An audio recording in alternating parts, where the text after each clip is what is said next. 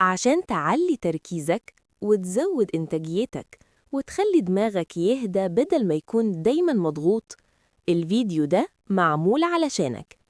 ركز معايا للآخر، لأن اللي هتفهمه النهاردة هيغير طريقة شغلك وطريقة تفكيرك وحياتك اليومية كلها.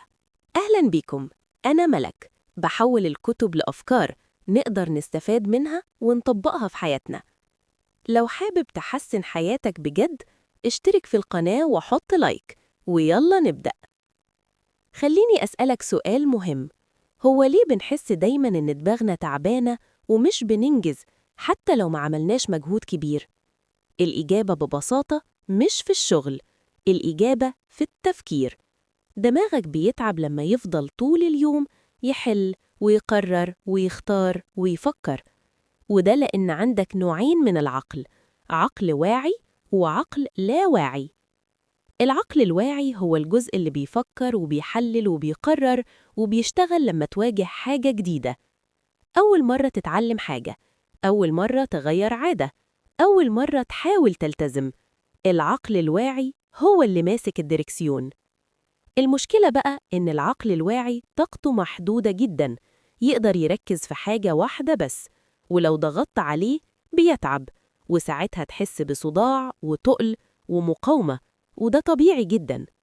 لكن في المقابل عندك العقل اللاواعي، وده أشطر واحد في القصة كلها. العقل اللاواعي بيحب التكرار وبيحب الروتين، وبيحول أي حاجة بتتكرر لحاجة أوتوماتيك، زي المشي، زي السواقة، زي غسل السنان، زي مسك الموبايل أول ما تصحى. عمرك فكرت بتعمل الحاجات دي إزاي؟ أكيد لأ، لأن اللاواعي استلم. وهنا بقى نخش على موضوع العادات. العادة في الأساس مش حاجة بنعملها وخلاص، العادة أساسها مشكلة. العقل بيقابل مشكلة وبيحاول يحلها، في الأول بيجرب ويغلط ويعيد، وفي المرحلة دي العقل الواعي بيكون في قمة تركيزه. علشان كده لما تبدأ حاجة جديدة تحس بصداع أو تعب أو تقل، لأن دماغك شغال بأقصى طاقته. خليني أديك مثال. أول مرة تسوق عربية كنت مركز في كل تفصيلة، دواسة، مراية، إشارة، سرعة. بعد فترة بقيت تسوق وانت بتكلم أو بتسمع حاجة. ليه؟ لأن العادة اتنقلت من الواعي للاواعي. وده بالظبط اللي بيحصل مع أي عادة. العقل بيشتغل بنظام بسيط جدا، إشارة، بعدها توق، بعدها استجابة، وبعدها مكافأة. الإشارة حاجة تلفت انتباهك، زي الإحساس بالجوع، زي صوت الموبايل، زي التعب. التوق إنك تحب تغير إحساسك، مش الفعل نفسه. أنت مش بتتطوق للسيجارة، أنت بتتطوق للراحة. مش بتتطوق للمذاكرة، أنت بتتطوق للنجاح. الاستجابة هي الفعل نفسه اللي بتعمله، والمكافأة هي الإحساس اللي بيريحك أو يرضيك أو يخليك تحب تكرر الفعل.